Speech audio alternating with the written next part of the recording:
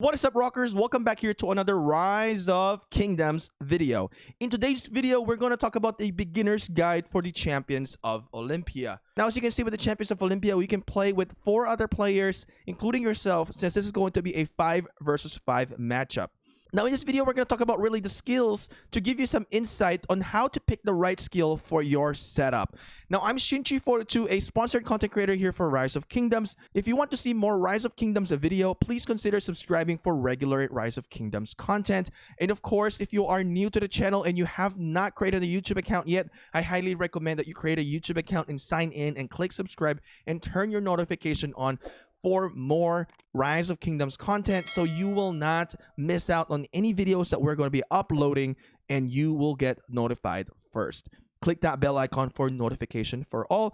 And of course, if you find this video to be very helpful to you, please do consider pressing that like button to help us out with the analytics.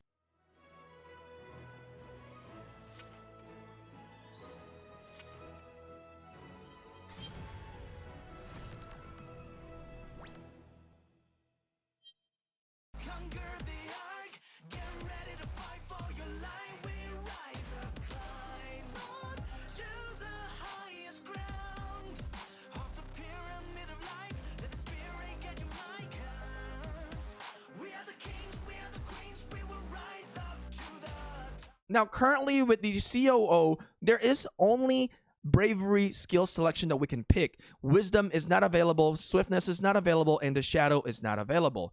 Now, there's 3 things in here for the first skill, for the first tab.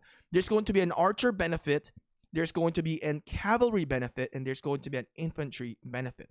But let's dive down what these skills do. This all-out skill is a passive skill / active skill.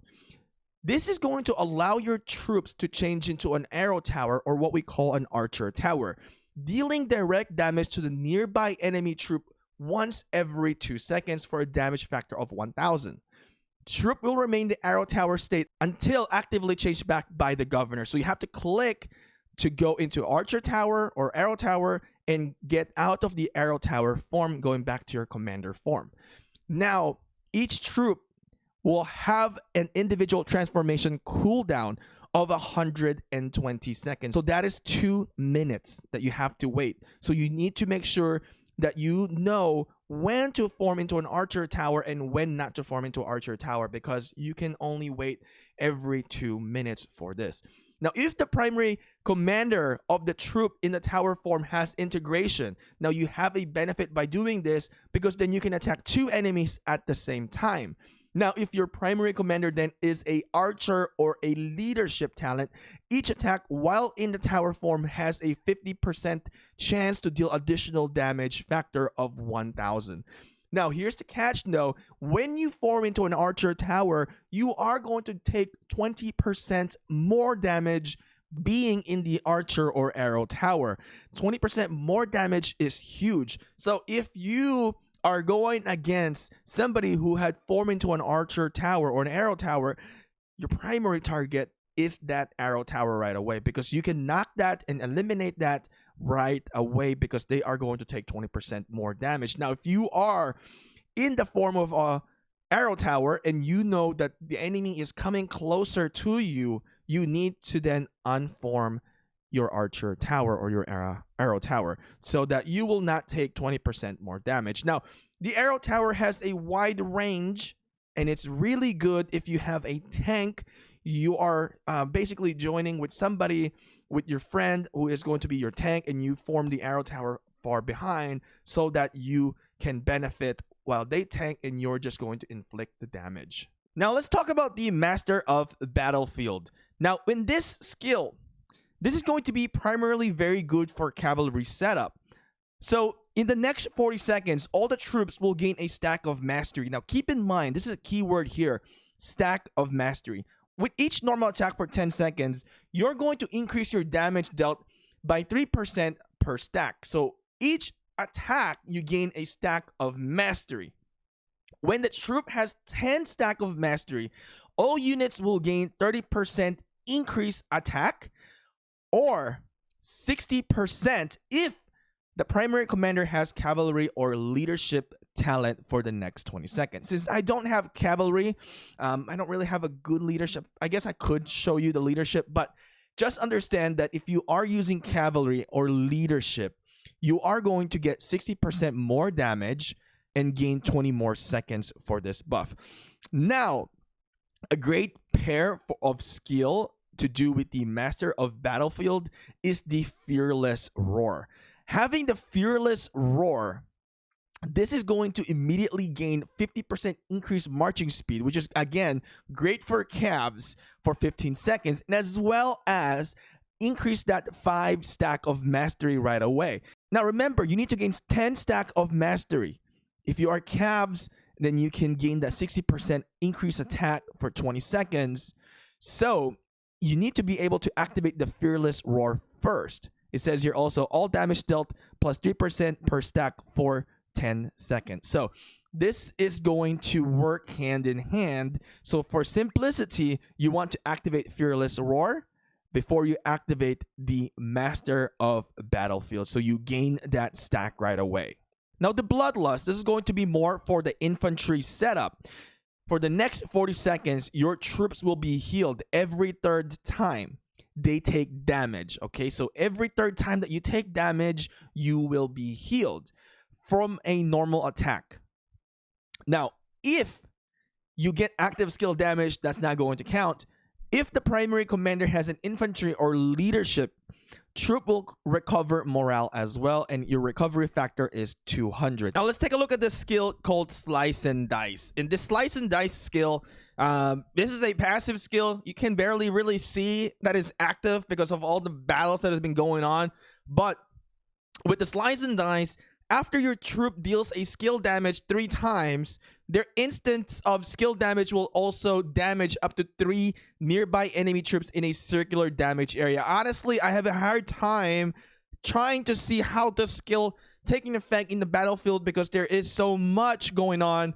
So this is kind of like you have to trust the description, hoping that it does work as it says. But this is a great skill for those commanders that cast skills relatively quick, those that has a rage regen. Personally, this is not one of my favorite skills in the Champions of Olympia within the bravery category. Relentless Strikes. So we have seen this in the previous clips earlier in the video. So this is relatively simple. It's a active skill. For the next 40 seconds, your troops make 2 normal attacks per turn. I have been using this skill earlier, and I really like the Relentless Strikes because with this, it's a great combination when you're doing the Fearless Roar and then do the Master of Battlefield and then combine it with Relentless Strike. So what you want to do is Fearless Roar, Master of the Battlefield, and then use the Relentless Strikes. And the reason why you want to do that sequence is that you want to gain that all damage dealt plus 3%, and it will stack up, and then you also get more damage increase by activating the Master of the Battlefield. And then with that, for the next 40 seconds, your troops make 2 normal attack per turn, then you're going to benefit when you activate those first before activating Relentless Strikes. So the Vengeful Strike, based on my understanding in here, each time your troop loses 5% of their unit, they deal skill damage to all nearby enemy, damage factor of 500, and take 15% reduced damage for 3 seconds. So this is a good tank setup. So if you're set up, you're going to be the tank guy. You're going to be running those tanky commanders. This is something that you might want to choose because you will be the one to tank it because you'll have 15% reduced damage for 3 seconds, and then you are also going to be dealing skill damage to the nearby enemies of 500 damage factor. And at the end of the video, guys, I will have a little diagram of what skills you should be doing with combination, and then what type of commanders you should be using for those type of skills. So let's take a look at this marching tune. This is a basically sending a meteorite going down and damaging everybody into the area with a 4,000 damage factor. This is a really nice setup. I liked it when I was using it with the Archer Tower, because as the Archer Tower or the Arrow Tower has a long range, this one also has a pretty good range for where you can activate the marching tune. Now the Fearless Roar, actually this is one of my favorite skill to use because you're able to stack the mastery, and I think this is too OP, even if you're not a cavalry commander, because as an archer, I was playing earlier, I was able to use the Fearless Roar in a combination of the Master of Battlefield, as I have mentioned earlier, when we talked about the Master of Battlefield and how that's going to be a good synergy for both skills to really eliminate the enemy fast. And you want to eliminate enemy fast in this type of game mode. Now, lead the charge. This is basically you're choosing a troop under your command, which will taunt 5 nearby enemies and take 50% reduced damage for 5 seconds. This is a great skill to lock onto the enemy for 5 seconds. They're going to be taunted and they're going to chase you, so they can't do anything within that 5 seconds. So you can drag them out of position and eliminate them. Have an enemy that is trying to run away like a cavalry, you can definitely lock them in. Field Surgery. Relatively simple. It will heal all your troops, so it depends on when you want to heal it. It has a healing factor of 5,000. Now, Swift March, all your troops will gain 30% increased marching speed for 15 seconds. This is great to capture those territories, especially if you have a runner, which is just going to go around all the territories and just capture it without having to fight, and you can just move around and kind of annoy the enemies that way to disrupt the points. So I think these are relatively simple to understand, but we're gonna here create a chart on how you can combine all of these skills and how you can succeed in Rise of Kingdoms. So here is my bravery skill presets. It's not as pretty as I want it to be, so if anybody would like to update it, feel free to do it and make it much more friendlier looking, or I don't know. But here it is. We have A, B, C, and D. So the A is basically, we're not really trying to rank this, so A to E is not saying that A is better than B or C or D or E. So I'm going to explain what each one is and how it can help you to succeed in the Champions of Olympia in Rise of Kingdoms. Now, A is the setup if you are going for a archer tower or a what is that called, arrow tower. Now, what we have done there, first of all, the all-out skill is going to be the one that is going to transform you into an arrow tower. The skill is the Vengeful Strike. The Slice and Dice and Relentless Strikes won't really work with the Archer Tower. So the Vengeful Strike is the only one that you can really use for the Archer Tower. Now, both of the conditions for the Vengeful Strike will definitely work. The third skill is going to be the Marching Tune, which is going to be the one that you cast meteorites. So if the target is far and they are having a lot of clashes in there, you can definitely drop the meteorite or the Marching Tune and you can inflict everybody in that surrounding area. B is going to be really great for DPS setup. So this is going to be with your archer DPS, your infantry DPS, your cavalry DPS. So you have the Master of Battlefield, and I've kind of talked about this earlier, that you want to have your, if you look at the third skill, it's going to be the Fearless Roar. So how you're going to activate this is you're going to activate the Fearless Roar so you can gain some stack of mastery, and then you're going to activate the Master of Battlefield, and then next is you're going to activate the Relentless Strike. Now, the last skill for these is really dependent on you because it's about healing, so it depends on when you want to heal in your own different situation. So this is going to be more of a fighter setup than a runner setup.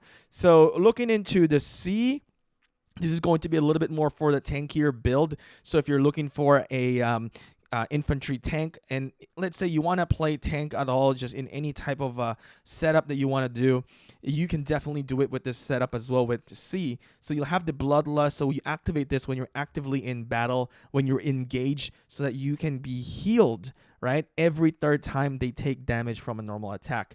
So use that, and then looking into the second skill, you'll see the Vengeful Strike. And another thing that is going to help you here, each time your troop loses 5% unit, they deal skill damage. And the key thing in here is that absorbing that 15% reduced damage for 3 seconds. And then lead the charge, another one that is going to help you to tank 50% reduced damage for 5 seconds. And then we'll have the Field Surgery just to heal us up. Now, letter D in here, as you can see, we're back into using the Master of Battlefield. Honestly, this is one of my favorite, really. I like the Master of Battlefield. And then on the second skill, we have Relentless Strike. And then we have the Fearless Roar. This is pretty much the same as B. The only difference in here, you'll have the marching speed for the Swift March. So this is going to be for Cavs mainly. If you want to move around faster, you want to catch enemies, this is going to be the one. Now, I mean, if you want to do it infantry or archer, of course you can do this as well. But this is more of a catcher and a runner type of setup. So letter E. This is going to be a little bit different from all of them because now you'll have slice and dice. So this is going to be for those commanders that are going to be like really high in active skills. Like you can cast an active skill more frequently compared to the other commanders. So it really depends. Personally, I prefer the Relentless Strike, but maybe somebody would prefer more of the slice and dice. So you can do this type of setup with that. So the only thing that changed there is, Relentless Strike versus slice and dice. Like I said, personally, Relentless Strike is better because I can stack it up all the combinations that we're going to do with the what is that called? The Fearless Roar with the Master of Battlefield, and then doing a Relentless Strike. But if you want to do slice and dice, here's the setup for you. So anyway, guys, hopefully this video was very helpful. I did my best to help you guys here. And if you have any questions, let me know in the comment section below. And if you guys have not subscribed to the channel, don't forget to do so and click that subscribe button. Hopefully I earned your subscription and your like for this video. Anyway, rockers, I will see you again next time, and peace.